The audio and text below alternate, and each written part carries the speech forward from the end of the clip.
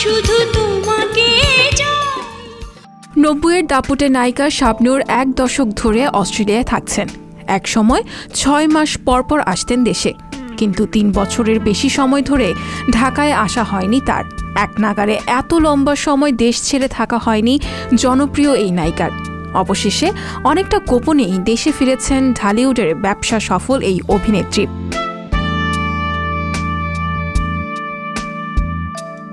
দেশে ফেরা নিয়ে চিত্রনায়িকা বলেন, অনেকদিন দেশে না থাকায় নানান কাজ জমে আছে, হাবিজাবি অনেক কাজ, অনেক ওসব করছি, তাই চুপচাপ আছি, কাউকে জানাইনি।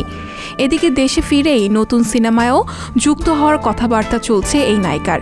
শাবনূর নিজে না জানালেও একাধিক সূত্র নিশ্চিত করেছে আগামী বছরের 2 ঈদের যে কোনো একটিতে চলচ্চিত্রের পর্দায় দেখা যাবে শাবনূরকে। প্রায় প্রতিদিনই বনানীতে একটি প্রযোজনা সংস্থার অফিসে নতুন গল্পের ঘষামাজা চলছে। পরিচালকের সঙ্গে শলা পরামর্শ করছেন, চলছে রিহার্সালও। একটি সূত্র নিশ্চিত করেছে নতুন একটি ছবিতে কাজ করতে যাচ্ছেন শাবনূর। সেটি পরিচালনা করবেন চয়নিকা চৌধুরী, আর তাতে শাবনূরের নায়ক হিসেবে থাকছেন মাহফুজ আহমেদ।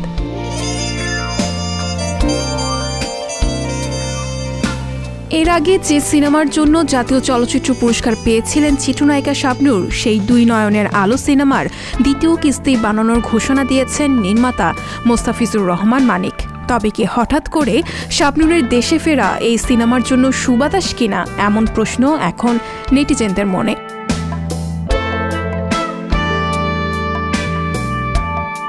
এদিকে দীর্ঘদিন ধরে চলচ্চিত্রের সঙ্গে যুক্ত না থাকায় ফিটনেসের বিষয়ে তেমন একটা ভাবেননি শাবনূর। সংসার ও সন্তান নিয়ে ব্যস্ত থাকায় নিজের প্রতি খুব একটা নজর দিতে পারেননি। তবে সিনেমায় ফেরার কথা হলে তখন নিজের ফিটনেসের দিকেও নজর দিয়েছেন শাবনূর।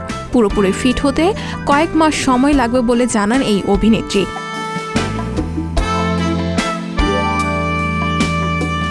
মাত্র 14 বছর বয়সে চলচ্চিত্রে নাম লিখিয়েছিলেন শাবনূর। 1.5 যুগ চলচ্চিত্রে একটানা অভিনয় করেছেন। এ সময় অসংখ্য দর্শকপ্রিয় চলচ্চিত্র উপহার দেন তিনি। তার অভিনীত সর্বশেষ চলচ্চিত্র পাগল মানুষ।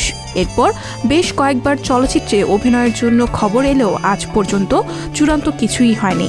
এখন দেখার বিষয়, এবারও কি শুধুই গুঞ্জন, নাকি সত্যিই আবার রূপালী দুনিয়ায় ফিরে আসছেন ঢালিউডের জনপ্রিয় এই অভিনেত্রী। সংবাদ, ফিচার ও অনুষ্ঠানের জন্য ভিজিট করুন সংবাদ প্রকাশের ওয়েবসাইট এবং যুক্ত থাকুন ফেসবুক পেজ ও ইউটিউব চ্যানেলের সঙ্গে।